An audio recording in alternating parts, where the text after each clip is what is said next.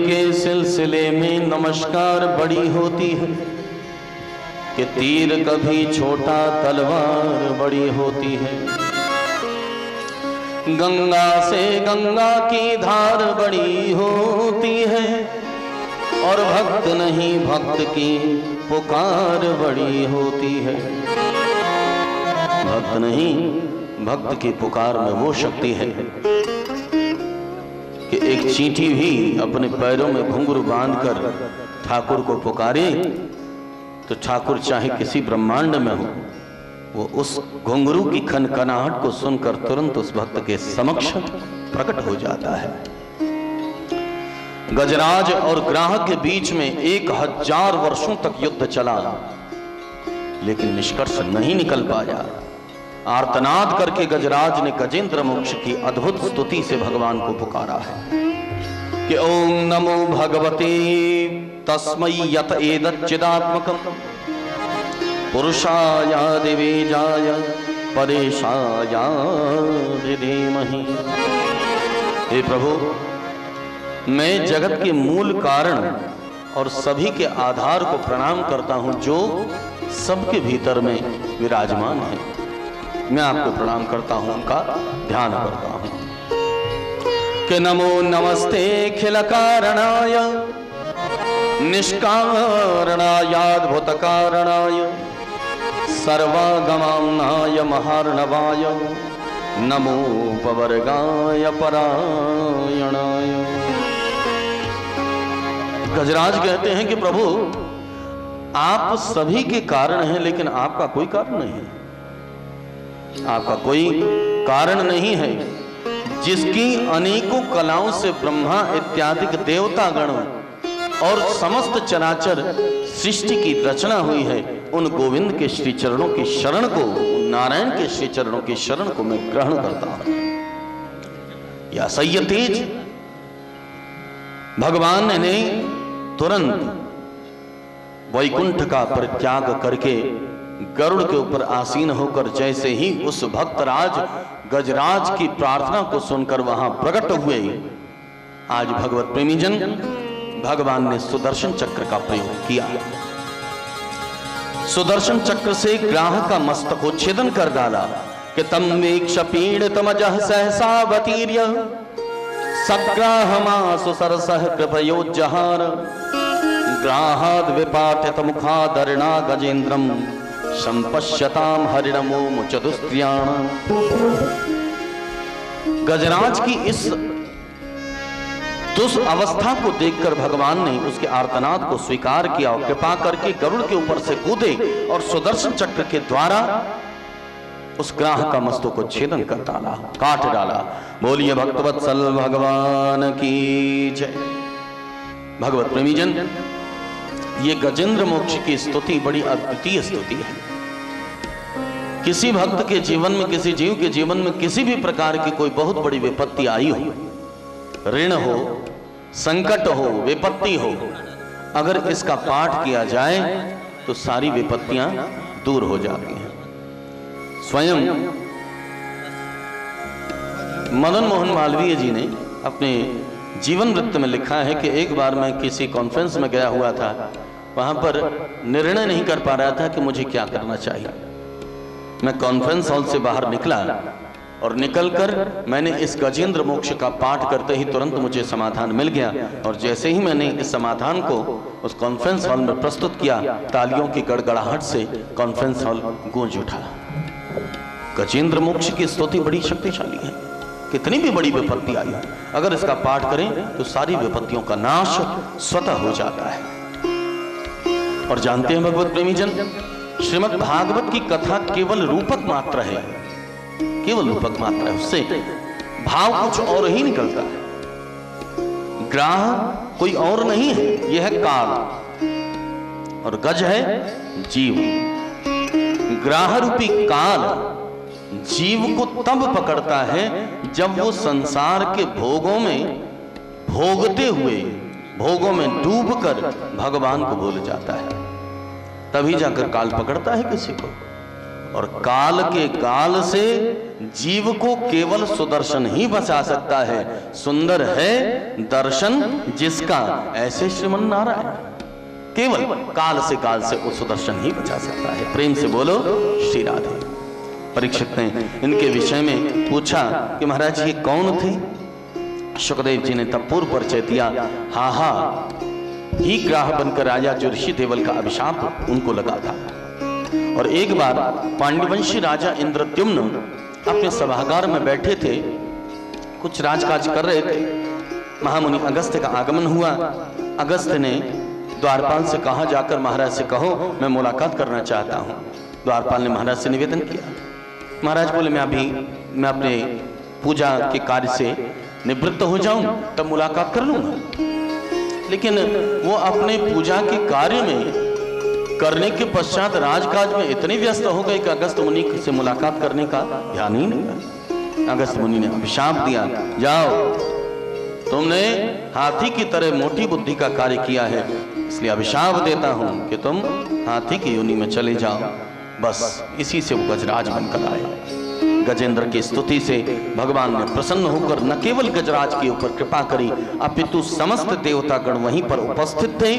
और उपस्थित समस्त देवतागणों के बीच में भगवान ने इस बात को कहा कि देखो देवतागणों, अगर रात्रि के अंतिम प्रहर में कोई मेरा या जिनका नाम मैं बतला रहा उनका स्मरण करे तो उसके समस्त पाप नष्ट हो जाते हैं। ये भगवान की अपनी अद्भुत वाणी है कि ये मां त्वां च सरश्चेदं गिरिकंदर कानन वेत्वकीचक वेणूनां गुलमानी च पादपां श्रृंगाणि मानि दिखणानि ब्रह्मणो मे शिवस्य च क्षीरोदं मे प्रियं धाम श्वेतद्वीपं च भास्वरम् श्रीवत्सं कौस्तुभं मालां गदां कौमोदकीं मम सुदर्शनं पांचजन्यं सुपर्णं पतकेश्वरम्।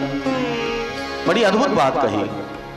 भगवान कहते हैं कि जो रात के अंतिम प्रहर में इस सरोवर का, मेरा, ब्रह्मा का, कैलाश, क्षीर सागर, श्वेतद्वीप, श्रीवत्स, कौस्तुभमणि, वनमाला, कौमुदकी गदा, सुदर्शन चक्र, पांचजन्य शंख, गरुड़, शेष भगवान, लक्ष्मी, नारद, शंकर, प्रहलाद, मत्स्य, कच्छप, वराह, सूर्य, चंद्रमा, इन सब का स्मरण करता है, उसके समस्त पाप नष्ट हो जाते हैं। ये अद्भुत बात भगवान ने कही। सुखदेव जी महाराज परीक्षित से कहते हैं, परीक्षित अब 5वें मनु रैवत मनवंतर की कथा सुनो। वे चौथे मनु तामस के भाई थे।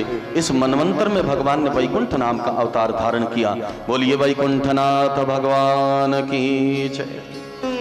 छठे मनु चक्षु के पुत्र चाक्षुष हुए। जिस मनवंतर में भगवान ने समुद्र मंथन करके देवतागणों को अमृत पान कराया। परीक्षित ने प्रश्न किया कि यथा भगवता ब्रह्म मंथितः क्षीर सागर यदर्थं मायतश्चात्रिं दधारामुचरात्मन यदर्थं मायतश्चात्रिं दधारामुचरात्मन। महाराज का शहीद कैसे हुआ? ये क्षीर सागर का मंथन, समुद्र मंथन कैसे हुआ? अमृत कैसे प्राप्त हुआ? देवतागणों को जरा कृपा करके बतलाएं। शुकाचार्य कहते हैं, परीक्षित ये उस समय का है घटना है। एक बार ऋषि दुर्वासा, जो क्षणी तुष्टा क्षणी रुष्टा रुष्टा तुष्टा क्षणी क्षण में तुष्ट है क्षण में रुष्ट है, भगवान का हमेशा होता है, जा रहे थे स्वर्ग की विधियों से। देवराज इंद्र अपने वाहन पर बैठकर कहीं जा रहे थे। ऋषि दुर्वासा ने प्रसन्न होकर भगवान के प्रसादी निर्माल्य को वहां पर दिया। लेकिन देवराज इंद्र ऐश्वर्य में मदोन्मत्त होकर उन्होंने भगवान के प्रसादी निर्माल्य का तिरस्कार किया, स्वयं न ग्रहण करके अपने वाहन को पहना दिया। क्रोधित हो गए दुर्वासा, अभिशाप दिया, राजन तुम जिस ऐश्वर्य के अभिमान में भगवान के प्रसादी निर्माल्य का तिरस्कार कर रहे हो, वो ऐश्वर्य ही समाप्त हो जाए, तुम ऐश्वर्यहीन हो जाए। जब देवतागणों का सारा ऐश्वर्य छिन गया। दैत्यों को मालूम पड़ा, दैत्यों ने देवताओं को खदेड़ कर स्वर्ग से बाहर निकाल दिया। देवतागण मारे मारे फिरने लगे, भगवान के पास आए। त्राहिमाम त्राहिमाम प्रभो, त्राहिमाम त्राहिमाम। भगवान बोले कहिए क्या बात है? महाराज क्या बतलाएं, अब हम दैत्यों ने हमको यहां से निकाल दिया है, स्वर्ग से निकाल दिया है, आप कोई उपाय हो तो आप बतलाइए। भगवान कहते हैं इस समय तुम दैत्यों को परास्त नहीं कर सकते। अगर तुम दैत्यों के साथ में संधि करके समुद्र मंथन करो तो उससे जो अमृत प्राप्त होगा उस अमृत को मैं तुम्हें पिला दूंगा। और भगवान ने यहां पर दृष्टांत भी दिया है कैसे संधि करनी है, कि जैसे अरयोपि संधेयाः सति कार्यार्थ गौरवे अहिमूषकवत् देवा यर्थश्च पदवीं गतैः। दृष्टांत भी कि अगर अपने कार्य को सिद्ध करने के लिए गधे को भी बाप बनाना पड़े तो उसमें कोई बुरी बात नहीं है, नहीं अपनी कार्य सिद्धि करनी है। और कैसे? जैसे एक चूहा और एक बिल्ली एक जाल में फंस गए। अब बिल्ली चूहे के पास में आई, चूहे से बोली चूहा भैया जरा अपने हाथ को आगे करना। क्यों? कारण क्या है? बोले मैं आज रक्षा सूत्र लेकर आई हूं, राखी लेकर आई हूं तुम्हारे हाथ में बांधने के लिए। चूहा बोला बिल्ली मौसी, आज तक तो हमेशा तुम्हारे दांत इतने नुकीले थे कि हमारी छाती को फाड़ते ही बनते थे, आज आपका ये स्वरूप बिल्कुल बदला हुआ दिखाई दे रहा है, क्या बात है? आज आप हमें राखी बांधने को क्यों तैयार हो गए? बोले नहीं, मैं सोच तो बहुत दिन से रही थी लेकिन आज ही क्रियान्वयन करने का मौका मिला है, सो मैं चाहती हूं कि तुम मेरे भाई बन जाओ, मैं तुम्हारी बहन बन जाऊं। रक्षा सूत्र लेकर चूहे के हाथ में बांध दिया। अच्छा चूहा भैया, जब तुम हमारे भाई बन चुके हो तो हर भाई का कर्तव्य है कि बहन की इच्छा को पूरी करे। चूहा बोला बहन जी, जब जबरदस्ती आप बहन बन ही चुके हैं तो कहिए आपकी क्या इच्छा है, मैं उसे अवश्य पूरा करूंगा। चूहा भैया बस कुछ नहीं करना है, कोई विशेष काम नहीं है, बस इस जाल को लेकर आप काट डालिए, बस इतना सा काम। चूहा बोला इसकी क्या गारंटी है कि आप जाल से बाहर निकलकर हमें खाएंगी नहीं? बोले इसका वादा जो हमने कर दिया, हमने तुम्हें रक्षा सूत्र बांध दिया है, वचन देती हूं कि मैं तुम्हें नहीं खाऊंगी, तुम हमारे भाई जुटे। चूहा बेचारा बड़ा भोला उस चालाक बिल्ली की बातों में आ गया। जैसे ही जाल काटा बिल्ली ने तुरंत चूहे पर झपट्टा मारा और खा गई। भगवान ने भी देवता गणों को यह दृष्टांत देकर समझाया कि अपनी कार्य सिद्धि के लिए दैत्यों के साथ में ऐसे ही संधि कर। देवतागण पहुंचे, देवराज इंद्र दैत्यराज बलि के समक्ष निवेदन किया कि महाराज हम आपसे संधि करना चाहते हैं, लेकिन पहले तो मना किया गया। और जब देवराज ने सारी बातें प्रस्तुत की, इससे हमारा भी फायदा है, आपका भी फायदा है। हमारा क्या फायदा और तुम्हारा क्या फायदा? कोई बात यह है कि जब समुद्र मंथन होगा दैत्य और देवताओं की संगठित शक्ति से, तो जितने प्रकार के रत्न निकलेंगे उसे आधा आधा बांट लेंगे, और अंत में जो अमृत निकलेगा उस अमृत को आधा तुम पीना, आधा हम पिएंगे।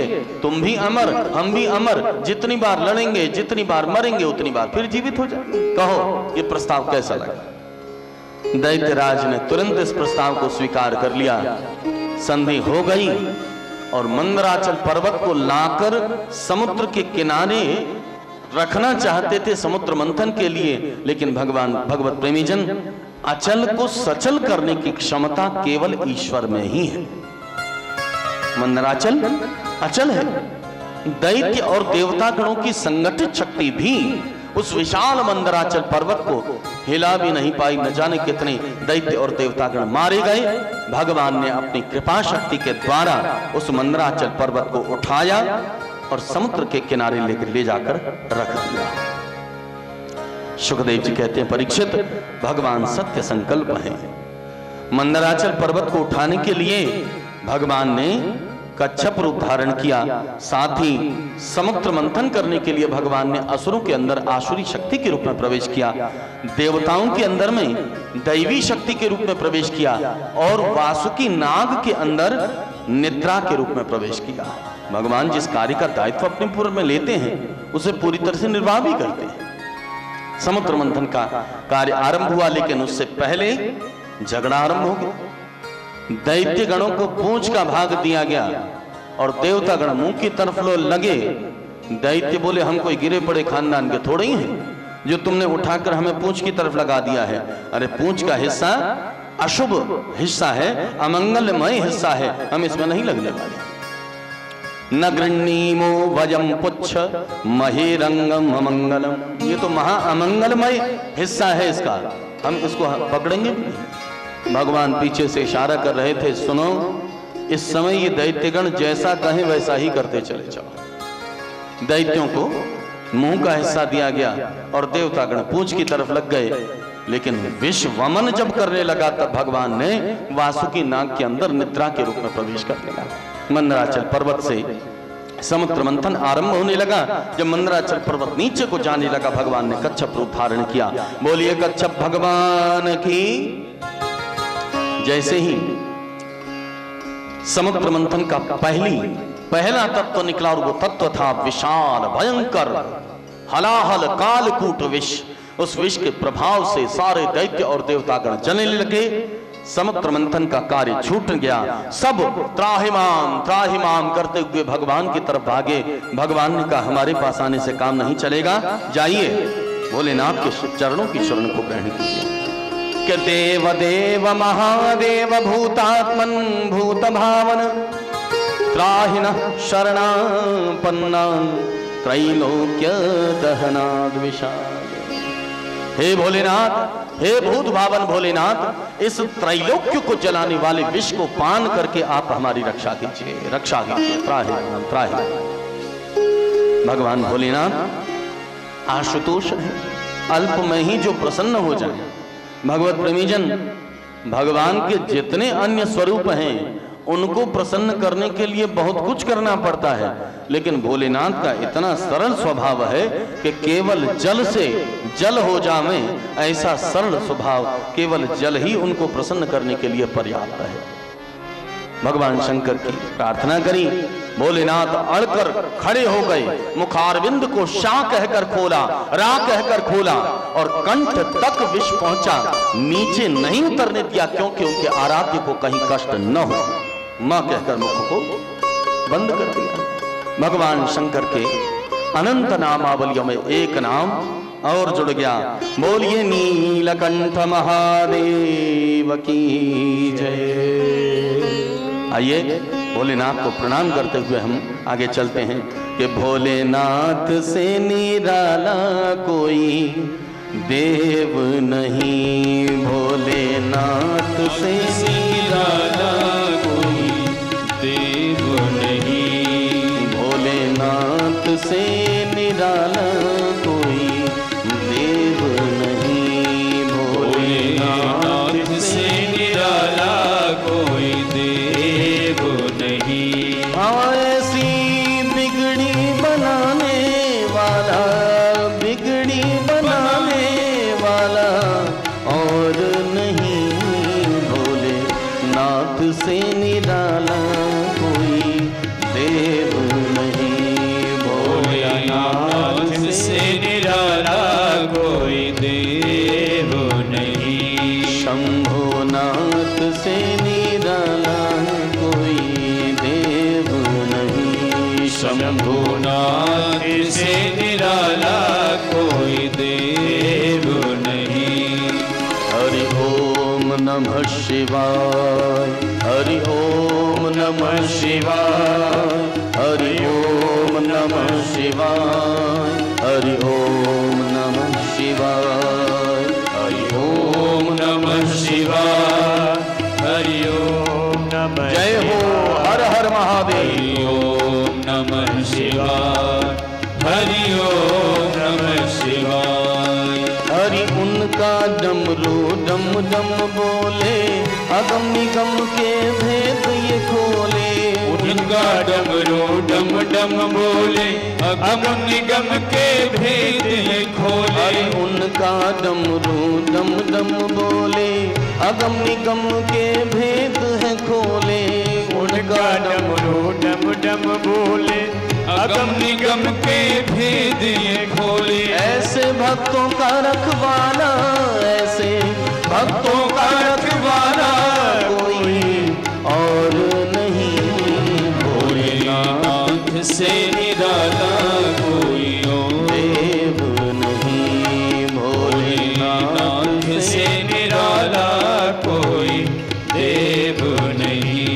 शंभुनाथ से निराला कोई और नहीं। शंभुनाथ से निराला कोई और नहीं।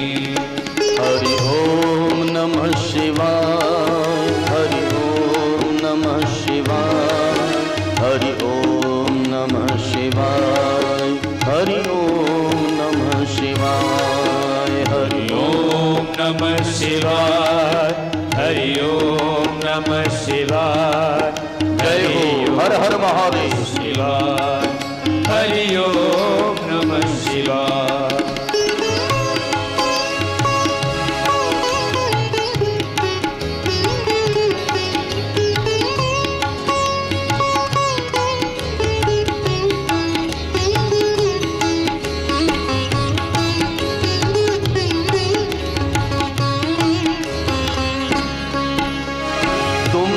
जग का कष्ट मिटाया, मुझको स्वामी क्यों बिसराया। तुमने जग का कष्ट मिटाया, मुझको स्वामी क्यों बिसराया। तुमने जग का कष्ट मिटाया, मुझको स्वामी क्यों बिसराया। तुमने जग का कष्ट मिटाया, जय मुझको स्वामी क्यों बिसराया। अरे मुझको बचाने वाला, मुझको बचाने वाला और नहीं। भोलेनाथ से निराला कोई और नहीं। भोलेनाथ से निराला कोई और नहीं। शंभुनाथ से निराला कोई और नहीं। शंभुनाथ से निराला कोई और नहीं। भोलेनाथ से निराला कोई और नहीं। भोलेनाथ से निराला कोई और नहीं। ओम नमः शिवाय, हरि ओम नमः शिवाय, हरि ओम नमः शिवाय, हरि ओम नमः शिवाय, हरि ओम नमः शिवाय, ओम नमः शिवाय। जय हो।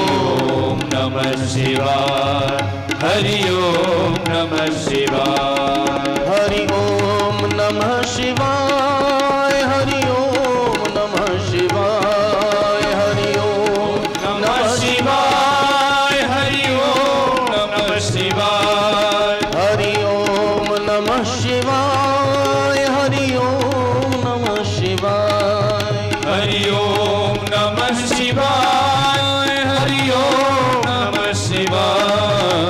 हरि ओम नमः शिवाय, हरि ओम नमः शिवाय। हरि ओम नमः शिवाय, हरि ओम नमः शिवाय। नमः पार्वती पतये हर हर महादेव। भगवान शंकर ने विष का पान किया। तत्पश्चात समुद्र मंथन का कार्य आरंभ हुआ। कामधेनु गाय निकली, जिसे ब्रह्मवादी ऋषियों ने ग्रहण किया। उच्चैश्रवा घोड़ा निकला।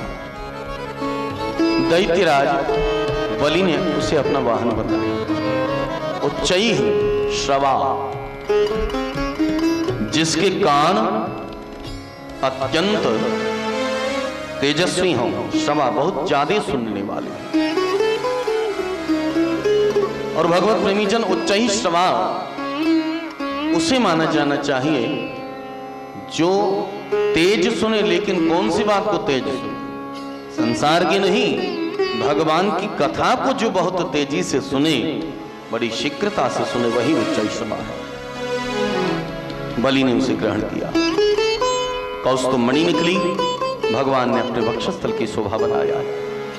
कल्प वृक्ष निकला, देवताओं ने अपने बागीचे की शोभा बनाया।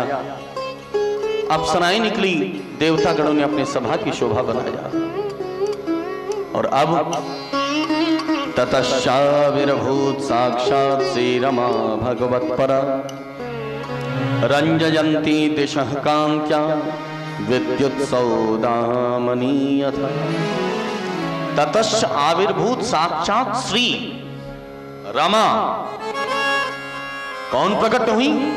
आविर्भूत साक्षात भगवान की वक्ष विलासनी भगवती लक्ष्मी जी प्रकट हुई। शोभा की मूर्ति लक्ष्मी के प्रकट होते ही चारों तरफ जो तेज बिखरा, सब स्तब्ध होकर लक्ष्मी की तरफ देखने लगे। ये कौन प्रकट हुई?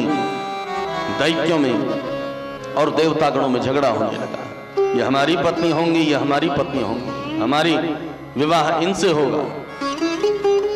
लक्ष्मी जी बोली, ऐसे झगड़ा करोगे तो हम किसी से ब्याह नहीं करेंगे।